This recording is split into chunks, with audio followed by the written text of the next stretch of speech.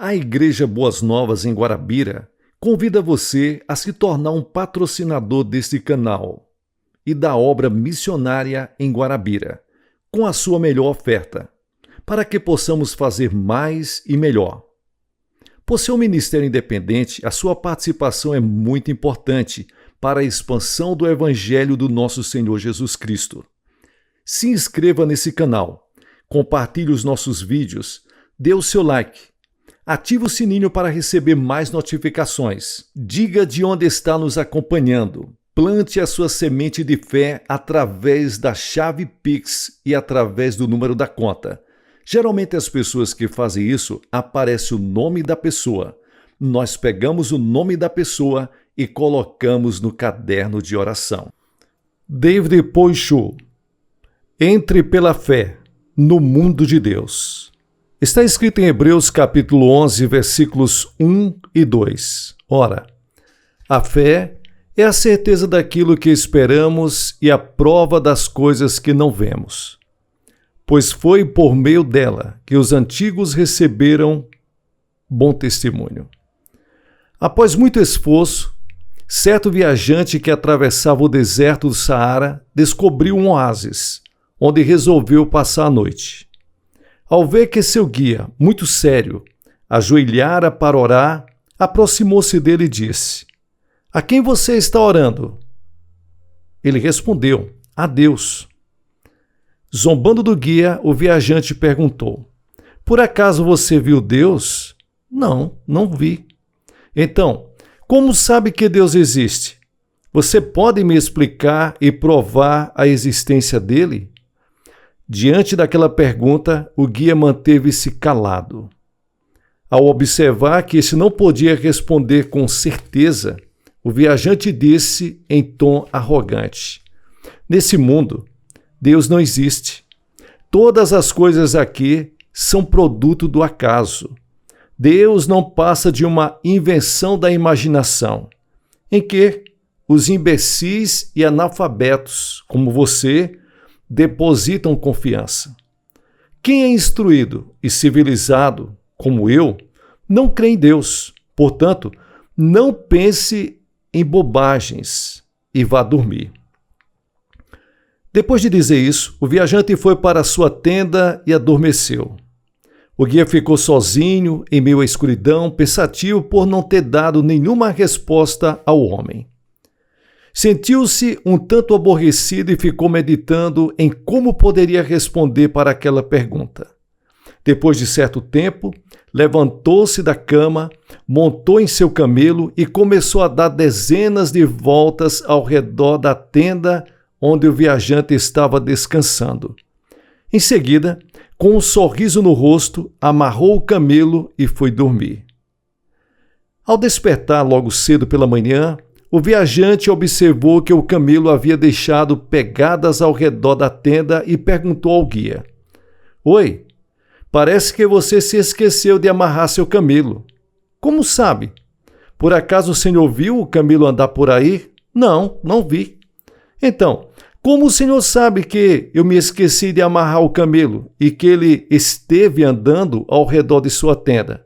Rindo, o viajante apontou para as pegadas do camelo e disse: "Olhe, por acaso você não vê as marcas deixadas por seu camelo? Como não sabe que um camelo esteve dando voltas ao redor da minha tenda? Isso está na cara." Diante dessa afirmação, o guia disse: "Então, olhe lá." E apontou para o horizonte. "Veja o sol que brilha e a beleza do deserto. Olhe a fonte de água do oásis. Observe as árvores verdes. Ouça o canto dos pássaros. Veja as lindas flores. Por acaso não são pegadas deixadas por Deus? O senhor não viu o camelo dar voltas ao redor da sua tenda, mas sabe que ele esteve andando aqui porque viu seu rastro. O mesmo acontece em relação a Deus. O senhor não pode ver Deus, o Criador do universo, com seus olhos, mas pode ver toda a evidência que ele deixou. Por que não crer em sua existência então?" Diante de tal afirmação, o viajante permaneceu mudo e não soube responder. Essa história nos ensina que o homem pode perceber o invisível. É disso que trata a fé. A fé é um tema fundamental do cristianismo, uma fonte que une o homem a Deus. Em outras palavras, a fé é o cartão de identificação do usuário, que permite ao homem que vive na esfera limitada da terceira dimensão entrar no mundo ilimitado da quarta dimensão. Portanto, é importante compreender que a fé é algo dado por Deus ao homem a fim de que éste possa experimentar a graça da quarta dimensão. A sociedade moderna parece andar literalmente sem problemas, ainda que sem Deus. As pessoas não necessitam de Deus porque podem resolver tudo pelas próprias forças. Isso também se manifesta nas igrejas. Alguém pode se envolver com a religião e, mesmo assim, viver uma vida secularizada. Essa é a causa principal porque muitos cristãos são, na verdade, ateus. Confessam que creem no Deus sobrenatural. No entanto, a vida deles demonstra que não confiam em Deus, e sim em si mesmos, ou seja, levam uma vida como a de um ateu. Dizem que devemos crer. Em que especificamente precisamos acreditar? A Bíblia nos apresenta alguma coisa em que é preciso crer, a palavra de Deus. Entretanto, para ser sincero, não se pode ter um encontro com Deus exclusivamente por meio da Bíblia. Ele pode também ser encontrado na natureza. É por isso que, quando olhamos para a natureza ao nosso redor, podemos descobrir a marca da mão de Deus. A palavra diz: pois o que de Deus se pode conhecer é manifesto entre eles, porque Deus lhes manifestou. Pois desde a criação do mundo, os atributos invisíveis de Deus, seu eterno poder e sua natureza divina têm sido vistos claramente, sendo compreendidos por meio das coisas criadas, de forma que tais homens são indesculpáveis. Romanos capítulo 1, versículos 19 ao 20. O que significa isso? Que Deus deixou evidência de sua existência na natureza. Portanto, ninguém poderá desculpar-se dizendo: não vi Deus, nem o ouvi falar, por isso não creio em Deus. O Salmo 19, versículo 1 diz: os céus declaram a glória de Deus, o firmamento proclama a obra das suas mãos. Em outras palavras, a natureza evidencia a existência de Deus, e isso fortalece a nossa fé. A Bíblia declara que as estrelas incontáveis, o sol resplandecente, a lua, os rios, os oceanos, enfim, toda a natureza foram criados por Deus. Se alguém não crê em Deus, mesmo contemplando todas essas coisas, não significa que faltam evidências da existência divina. Antes, isso revela que os olhos da pessoa estão cegos por causa do pecado que impede essa pessoa de ver a glória de Deus. Como me referi antes, podemos crer na existência de Deus por meio da natureza. No entanto, Deus não se manifestou somente por meio da natureza. Ele nos revelou também um segredo. Refiro-me a Jesus Cristo, o Filho de Deus. Em João capítulo 1, versículos 14 ao 18 diz: aquele que a palavra tornou-se carne e viveu entre nós. Vimos a sua glória, glória como do unigênito vindo do Pai, cheio de graça e de verdade. João dá testemunho dele. Ele exclama: este é aquele de quem eu falei. Aquele que vem depois de mim é superior a mim, porque já existia antes de mim. Todos recebemos da sua plenitude, graça sobre graça. Pois a lei foi dada por intermédio de Moisés. A graça e a verdade vieram por intermédio de Jesus Cristo. Ninguém jamais viu a Deus, mas o Deus unigênito, que está junto do Pai, o tornou conhecido. Não podemos ver Deus com os nossos olhos físicos, mas Jesus Cristo veio até nós em carne e nos manifestou o Pai. Portanto, vemos Deus por intermédio de Jesus Cristo. Tocamos em Deus por intermédio de Jesus Cristo. Vivemos junto a Deus por intermédio de Jesus Cristo. É por meio de Jesus Cristo que nos tornamos capazes de não contestar a existência do Deus vivo e verdadeiro. Jesus feriu seu corpo e derramou seu sangue na cruz para pagar o preço de nossos pecados. A graça da redenção é algo que nos comove. Depois da queda de Adão, o homem tornou-se incapaz de se aproximar de Deus.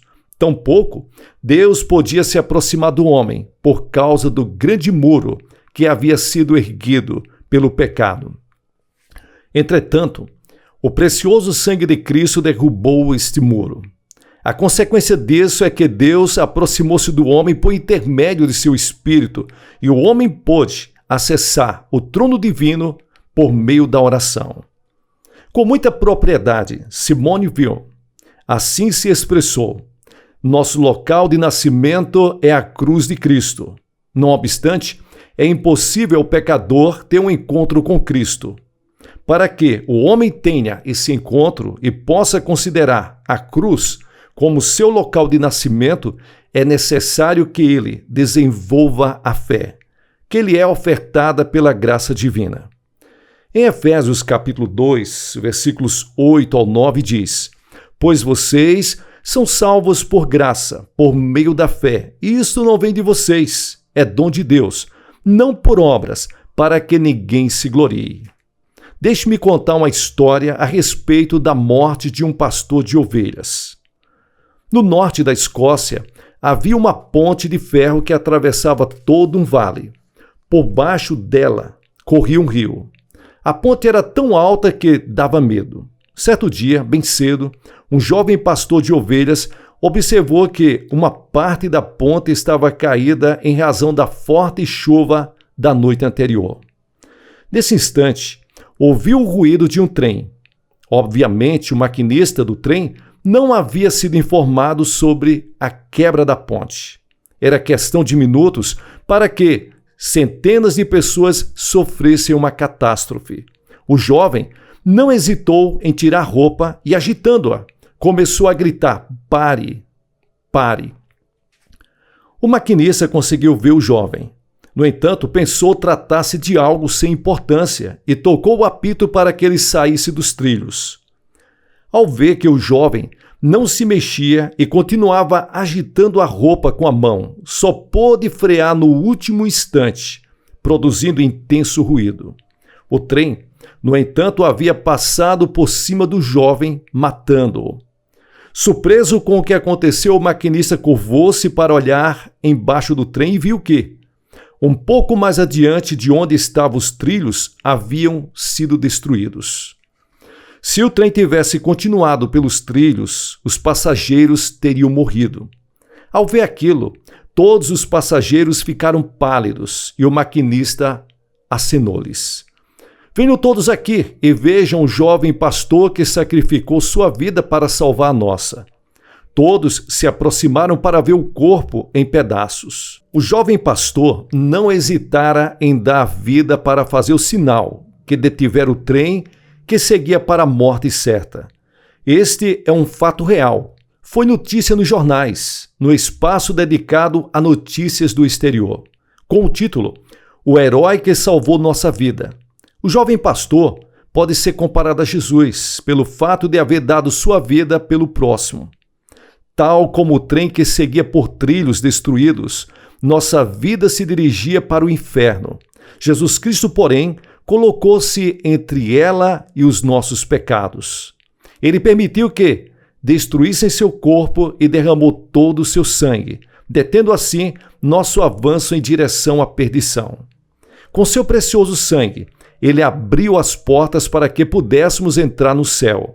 Com isso, em Cristo, temos abertas as portas da felicidade e da esperança. De Gênesis ao Apocalipse, a palavra de Deus é um presente do Pai para nós. Por meio da palavra, ouvimos a voz de Deus. Iniciamos uma etapa de diálogo com Ele.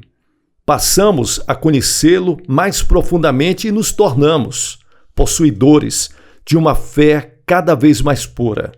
Em sua vida, O cristão tem por parâmetro a palavra de Deus. Como cristão, não devemos confiar em nenhuma revelação a não ser a Bíblia Sagrada. Por mais que alguém tenha tido acesso a uma revelação extraordinária, se esta não estiver de acordo com a palavra de Deus, deve ficar certo que se trata de uma mentira do diabo e um engano de Satanás. Devemos ter o encontro com Deus por intermédio da sua palavra. Não existe revelação ou visão superior à Bíblia. Satanás se disfarça de anjo de luz. No plano espiritual, devemos considerar que o nosso caminho deve ser somente a Bíblia Sagrada. No livro de Romanos está escrito de forma clara que a nossa fé tem como fundamento a palavra de Cristo. Está escrito: no entanto, nem todos os israelitas aceitaram as boas novas, pois Isaías diz: Senhor, quem creu em nossa mensagem? Consequentemente, a fé vem pelo ouvir a mensagem, e a mensagem é ouvida mediante a palavra de Cristo Jesus. O fato de confessar que se crê implica crer na palavra de Deus. Podemos crer porque Deus nos deu a sua palavra. Caso contrário, a nossa confissão seria como golpear o ar. Somente a Bíblia, a palavra de Deus, é o fundamento da nossa fé. Portanto, o cristão deve lançar raízes na palavra e viver pela fé, de acordo com os ensinamentos das Escrituras. Está escrito em Colossenses capítulo 2 e o versículo 7. Enraizados e edificados nele, firmados na fé, como foram ensinados, transbordando de gratidão. Temos examinado minuciosamente o objeto de nossa fé, ou seja, temos analisado com atenção aquilo em que devemos crer. Como resposta para a nossa pesquisa, encontramos a revelação de que o amor de Deus, a salvação de Jesus Cristo e a Bíblia devem servir como parâmetros de verdade. É só por meio da fé que é possível encontrar estas três coisas. A partir de agora, quero compartilhar a maneira pela qual podemos aplicar nossa fé. Que tipo de fé é a da fé, que é a quarta dimensão expressa? Como devemos aplicar esse tipo de fé para que possamos viver nessa dimensão?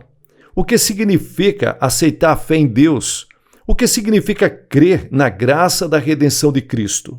Tão logo foram contaminados pelo vírus do pecado e repelidos por Deus, todos os descendentes de Adão perderam a visão da fé. A partir desse instante, o homem perdeu a capacidade de ver e se transformou em um cego espiritual. A vida do homem tornou-se muito infeliz e miserável, como os exemplos narrados pela Bíblia Sagrada acerca do homem encontrado fora do jardim do Éden. O assassinato de Abel pelo próprio irmão, Caim, e o homicídio sem restrição por parte de Lameque, que se vingou 70 vezes 7, são evidências de como pode ser triste a vida do homem que não vive pela fé. Portanto, o caminho mais curto a que o homem pode recorrer para recuperar a felicidade é o da recuperação da sua visão. Felizmente, a Bíblia traz relatos a respeito de homens que, no começo, andaram pela trilha do pecado, mas depois recuperaram a visão e foram justificados. Saulo recuperou a visão ao ter um encontro com Jesus em Damasco e as escamas caíram de seus olhos. A partir desse momento, a vida do apóstolo mudou drasticamente. Ele viveu feliz junto ao Senhor pelo resto de sua vida. Da mesma forma, a Bíblia usa a visão como símbolo da fé. Quando recuperamos os olhos da fé, podemos ver Deus, seu Filho, Jesus Cristo e sua palavra, que dá testemunho dele. Que Deus abençoe a todos. Pessoal, deixe-me agradecer a sua companhia. Muito obrigado de todo o coração. Dê uma olhada se você está inscrito no canal Boas Novas Guarabira. Se não tiver, se inscreva, ative o sininho para receber mais notificações. Dê um like para fortalecer esse vídeo. E se você gostou, compartilhe com outras pessoas. Vamos expandir a mensagem do nosso Senhor e Salvador Jesus Cristo. Obrigado aos colaboradores, ofertantes, dizimistas. Se torne você também um colaborador, ofertante e dizimista desse canal através da chave Pix ou através do número da conta. Que Deus abençoe vocês ricamente. Todos os dias nós oramos por vocês. Sucesso na sua caminhada.